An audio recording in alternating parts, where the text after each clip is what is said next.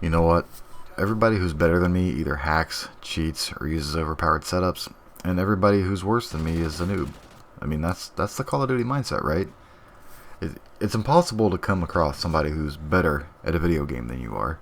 I mean, out of all the people in the world, there's like 227,000 or so on Xbox Live, on the Xbox 360 at least, playing Call of Duty, and every single one of those 227,000 people is the best Call of Duty player that's ever picked up a controller. I mean, you don't run across people who are better than you. There's always a reason that you didn't get that chem strike, or that you lost that free-for-all, or that you got killed one off of your kill streak. I mean, it's never your fault. There's never just somebody who's just plain better. What's up, guys? It's Zero, bringing you a Call of Duty Ghosts gameplay commentary, and today we're going to talk about something that we have all done, and that we've all experienced, and that is rage. I have had so many people rage at me playing free-for-alls that I have had to, I think I've had to mute more people than I've left unmuted. I mean, I really just need to start going into these games and just before I even pick a class, just start muting people. You know, just mute all, because it's not worth listening to it.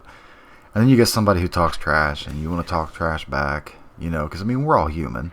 Somebody talks trash to me, then, you know, the proper response is to just keep my mouth shut, concentrate on my game, and let my gameplay do the talking. But I get suckered into it just like everybody else. And there seems to be this misconception that I don't rage. No, I rage. I mean, I try really hard not to because I understand that it doesn't help your game. You know, the optimum condition for you to be playing Call of Duty Ghosts in is relaxed. I mean, attentive, but relaxed. You know, the more tense you are, the worse that your aim becomes, the more angry you are, you don't think clearly. You know, especially when it comes to revenge kills. I cannot tell you how many times I've had a sniper kill me. Like, say on Prison Break, somebody sitting up in that tower just sniping the ridge.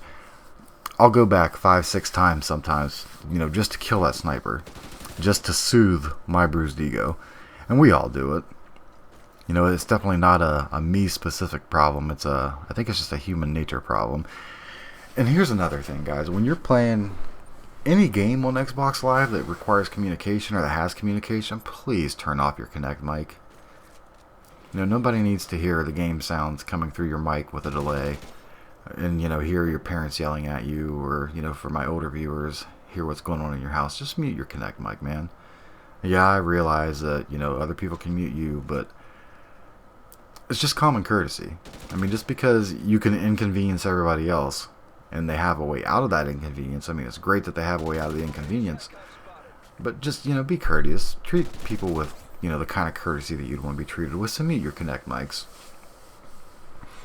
When I was playing at work earlier today, and as my buddy and I were alternating, I'd play a couple games, he'd play a couple games. And at work, you know, I'm just using a standard Xbox controller. So I've got my sensitivity turned down to 1 above medium, which in this game I think is 4.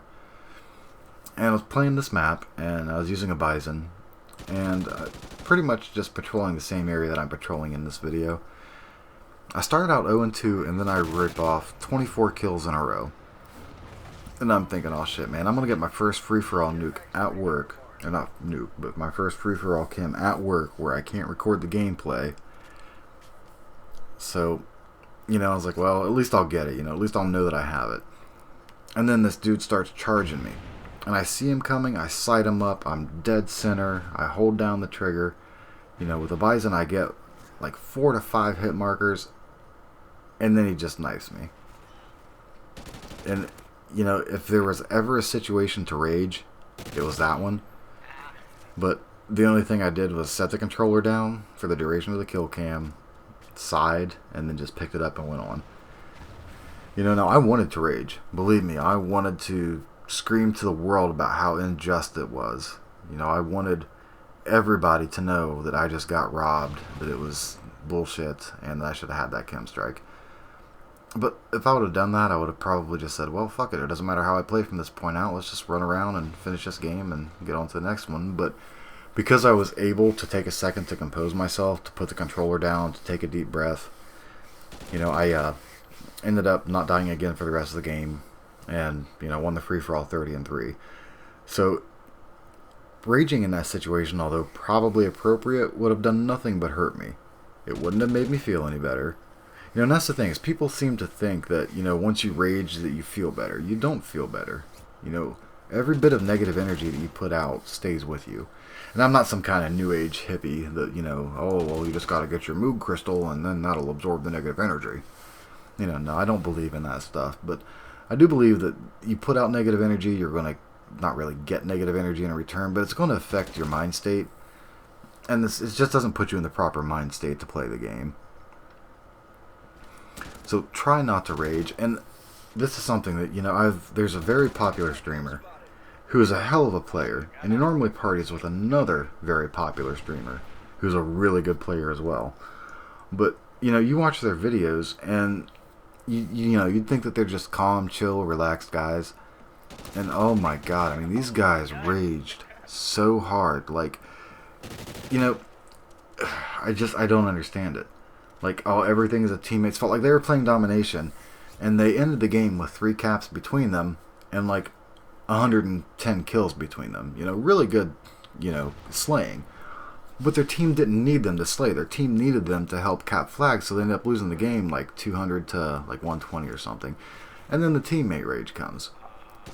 Well, teammates can't cap flags. It's like, you know what? You two had 3 caps between you two. You're playing in objective mode, and granted, slayers are needed in domination. I'm not saying they're not. But if all you do is slay while your team needs caps, you're not playing that game mode correctly. That's not your teammates' fault. The teammates were trying.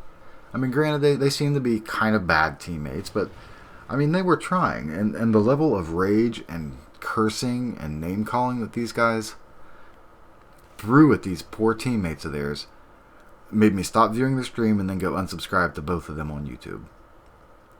I mean, it was that bad. They're starting to throw out homophobic slurs, cursing at them. I mean, just stuff that's not going to help them. If I was in a game like that, and, while I was struggling and trying to win, and then I've got teammates just sitting there just giving me hell, non-stop. Oh, man, I wouldn't want to try.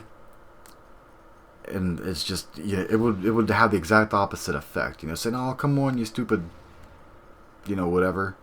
Oh, are you fucking blind, or do you know how to play this game, or, any of that stuff, man. It's, alright, well, you seem to think that raging at me is going to help, but that I'm just a noob scrub, so I'm going to act like a noob scrub. Enjoy playing the rest of the game by yourself. So, try not to rage. I understand that it does happen. I mean, hell, I'm anti-rage, and I still rage. Oh, by the way, first chem strike and free-for-all. Bitches!